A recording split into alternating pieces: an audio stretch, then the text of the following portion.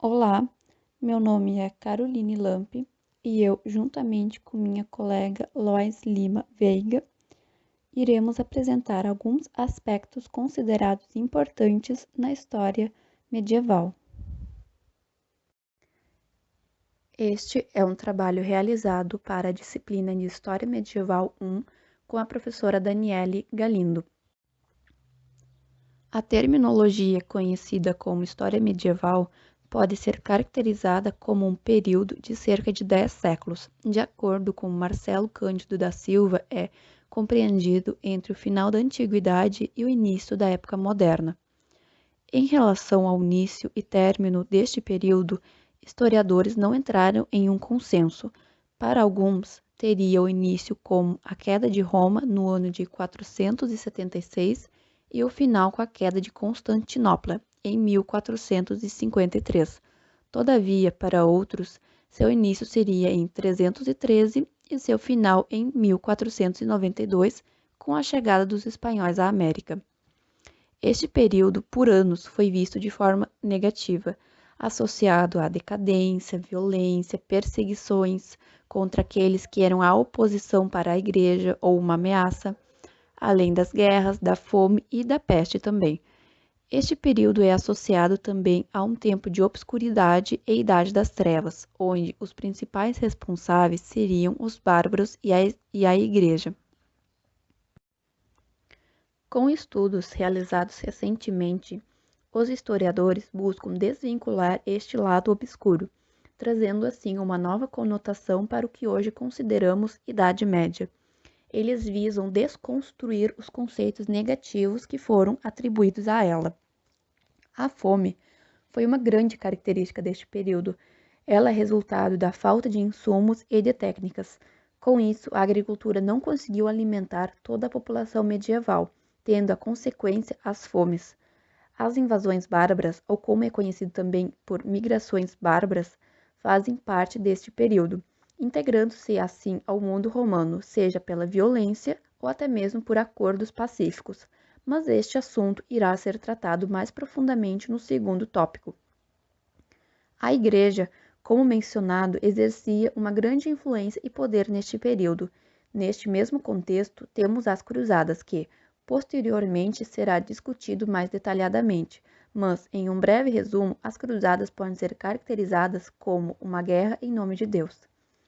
Neste período, grande parte da civilização era ruralizada. Assim, a agricultura predominava.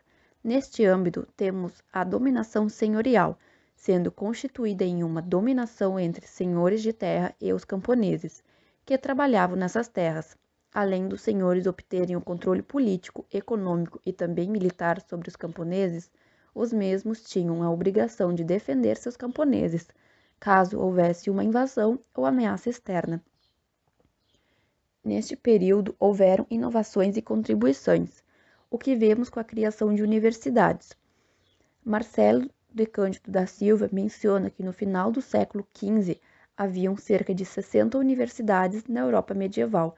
Com isso, vemos que, apesar do poder da Igreja, houveram contribuições intelectuais e culturais, além do processo da urbanização, apesar da população ser bastante ruralizada neste período.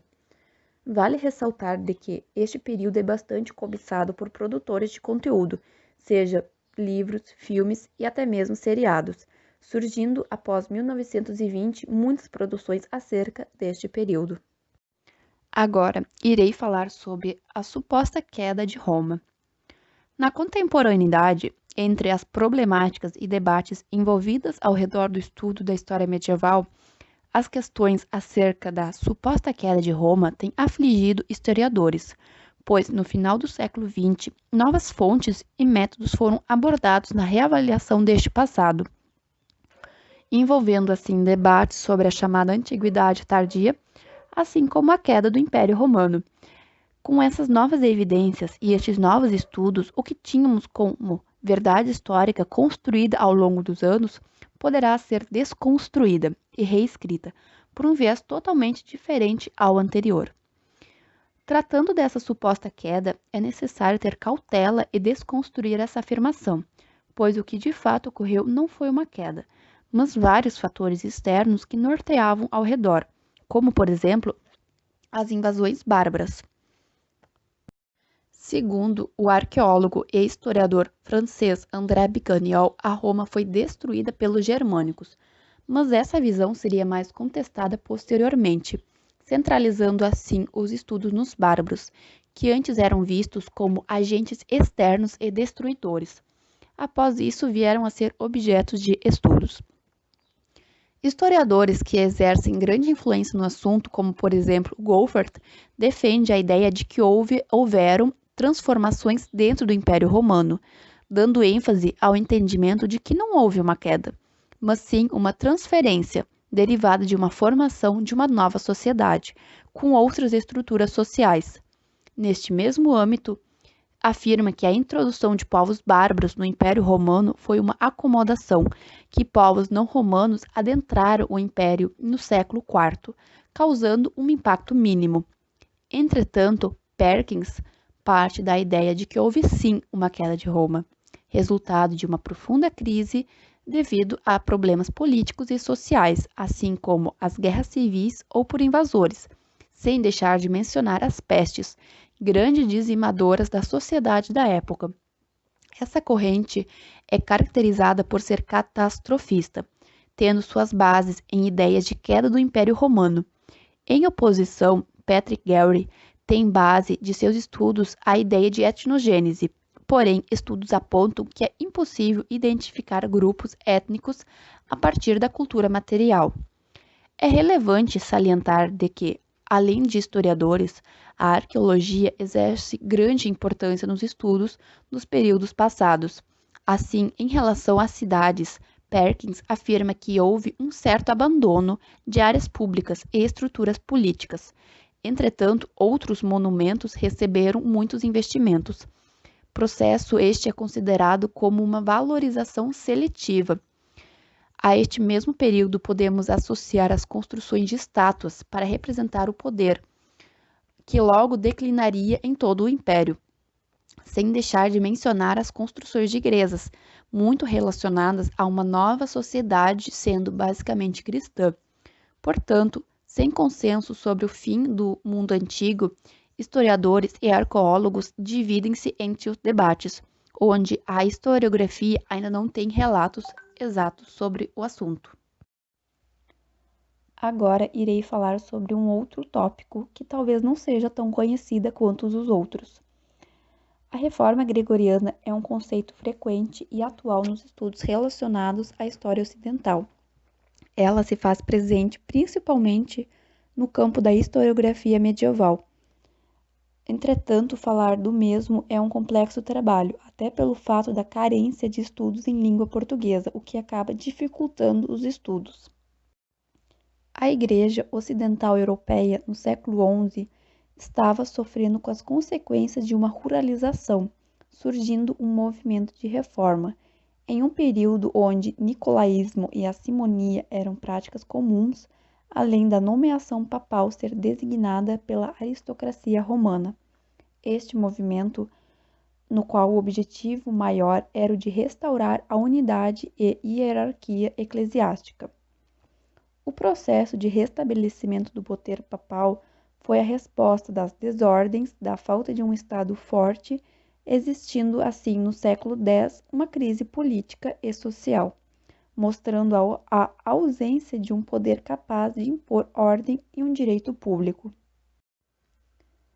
Na reforma gregoriana, onde Gregório VII exerceu um papel fundamental, são de extrema importância três textos: os Dictatus Papae, um conjunto de 27 afirmações que traduzem os apelos teocráticos do Papa, ou seja, uma série de medidas que visavam reformar a Igreja e a sociedade, buscando santificá-las através de dois valores morais, a caridade e a piedade. Assim, a Igreja se tornaria livre do poder do Estado e os textos sentenças contra Henrique IV e as cartas a Hermann de Metz, ambas com maiores explicações e justificativas das ações teocráticas. Portanto, existem controvérsias e diferentes concepções sobre o assunto na historiografia, Mas é importante também lembrar de que a reforma incentivou a ascensão política do papado, gerando assim o poder apostólico, que mais tarde protestariam Lutero e Calvino. Bem, agora eu vou falar um pouco sobre os aspectos que rodeiam o termo feudalismo. Então, até o início da Revolução Industrial, no final do século XVIII e início do século XIX, grande parte da população europeia era ruralizada, ou seja, viviam e obtinham seus meios de sobrevivência através de atividades agrícolas, através do campo. Entretanto, menciona Marcelo Cândido da Silva que essa não era somente uma característica medieval. Assim, o que caracterizava esse período eram as dominações e suas formas. Do mesmo modo, Silva se refere a tais relações como sendo uma dominação senhorial, por possuírem um caráter econômico, como obrigações monetárias ou forma de serviços braçais, chamado de corveias, que nada mais eram que serviços prestados pelos camponeses aos senhores em troca de explorarem parcelas de terras cedidas pelos mesmos. Assim, também englobavam a proteção judiciária e militar, tanto para os camponeses quanto para os habitantes ao redor dos vilarejos e vilas. Com isso, o conceito de feudalismo ele vai ser alvo de inúmeros debates entre medievalistas e historiadores, por razão da falta de clareza em torno da sua terminologia. Assim, o termo senhorio ele vai ser mais aceito e mais utilizado atualmente, pois ele consegue definir de maneira mais ampla todas as relações que envolvem um termo. Bem, o primeiro estudo proposto a discutir as problemáticas em torno do termo, ele é realizado por Carl Stevenson em 1941, sob o título A Origem e Significação do Feudalismo. Deste modo, o autor observou que as terras, isto é, os feudos, elas consistiam uma importância central para o período, mas que mesmo assim a designação da palavra feudalismo não corresponderia a toda a relação de dominação da época. O termo feudalismo ele surge apenas na modernidade, por meados do século XVIII, e como uma forma de privilegiar a nobreza que foi estabelecida na época, como vai destacar Marcelo Cândido da Silva. Sob o mesmo ponto de vista, Carl Stevenson ele afirma que feudalismo, por ser um conceito moderno, foi uma fase do governo desenvolvido por reis francos baseados nos costumes bárbaros anteriores, como vassalagem. Já para Adam Smith, o sistema feudal ele não passava de uma exploração econômica em que os camponeses sofriam por parte dos senhores feudais, caracterizando então uma sociedade composta por pobreza, brutalidade e exploração. Sistema construído em três constituições principais, que seriam o senhorio, a vassalagem e o feudo.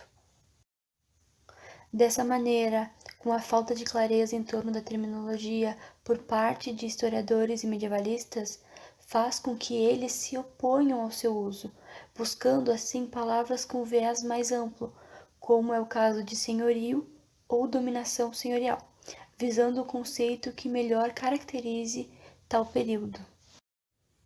Tratando agora um pouco sobre as cruzadas, elas começaram no final do século XI como expedições armadas comandadas pelo Papa Urbano II, ou seja, pela Igreja, na qual eles tinham o objetivo de retomar a Síria do domínio muçulmano e, posteriormente, só na modernidade que receberia a definição o nome de cruzada. Com isso, os historiadores eles encontram dificuldade em definir o que foram essas expedições armadas, por razão das várias apropriações em relação ao seu uso e por conta também do termo cruzada ele ser muito associado a uma interpretação negativa, como uma forma de crítica ao fanatismo religioso.